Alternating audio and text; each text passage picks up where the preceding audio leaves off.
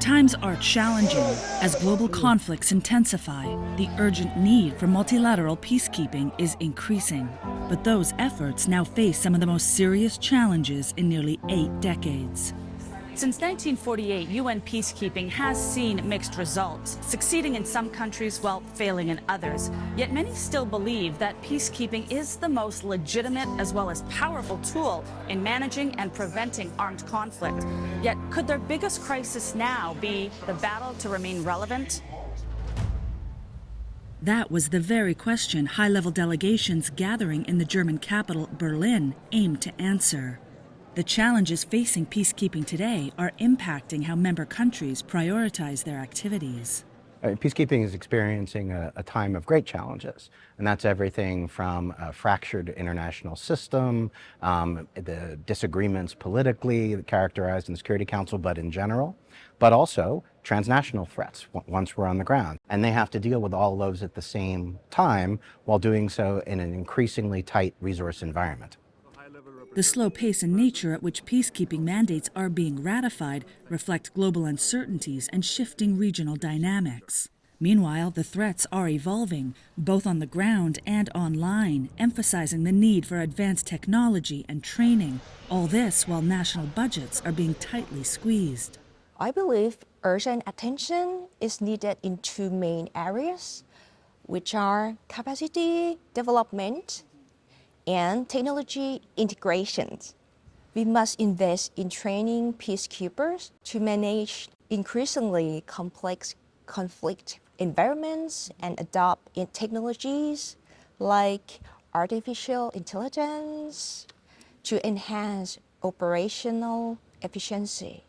Efficiency and sustainability are top priorities as traditional partners scale back their involvement. Canada, once a leading contributor with 80,000 troops, now has fewer than 30 peacekeepers. And the U.S., which funds 27% of the UN peacekeeping budget, has also threatened to withdraw support. Yet others are stepping forward. China, the top troop contributor amongst the 5 permanent Security Council members and second largest financial contributor at nearly 19%, is ready to do more.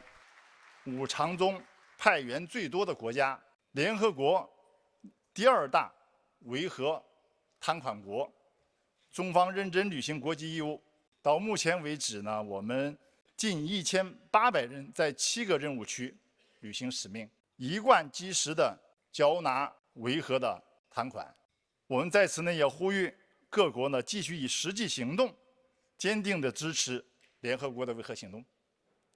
3是支持培养维和专业人才。在过去的10年，中国为60多个国家培训了维和人员。那么在今年，我们还将举办6期相关领域的国际培训班。在未来的5年，每年举办1期高级战略研讨班和更多的专业领域培训班，帮助各国共同提高我们的维和能力。 Many agree that China could fill capacity gaps and view them as uniquely positioned on the ground. The advantage of China, they don't have a colonial past baggage, and that helps in a very big way. So you can manage whatever could be the few dynamics that are there. So they don't have that baggage, and that's the advantage of China. China has played a very balanced role. They are already doing the civilian phase. In Asia, you find them rebuilding things, putting infrastructures, and getting into engagement with all the Central Asia and on the western side with Iran and onward. But if UN would engage more, I think with China, they would be able to contribute more. An independent study co-authored by Tokyo's Research Center for Sustainable Peace dives into the challenges and explores new models for the future of UN peacekeeping. Their takeaway? There simply is no comparative alternative. Peacekeeping is alive, and it continues to be a very viable means to achieve international peace and security. It's a global organization with legitimacy, credibility, which can pull together all kinds of resources and personnel which cannot be found anywhere else. So If we think about the future, not being caught by the divisions, by budget lines, or by the things that we think are restrictions, maybe it's possible to change it if we are driven by the objective. That objective, says Rwanda's Minister of Defense, is never again. Rwanda has a very painful experience with peacekeeping.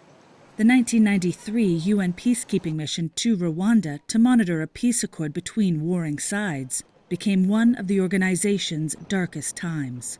What followed was genocide. 10 Belgian peacekeepers were killed, and over 800,000 Rwandans, mostly Tutsis, were slaughtered. Nothing was done by the UN or the international community in general to prevent the genocide or to stop it. Instead, they decided to withdraw a big number of the troops, leaving the victims, the Tutsis, at the mercy of killers.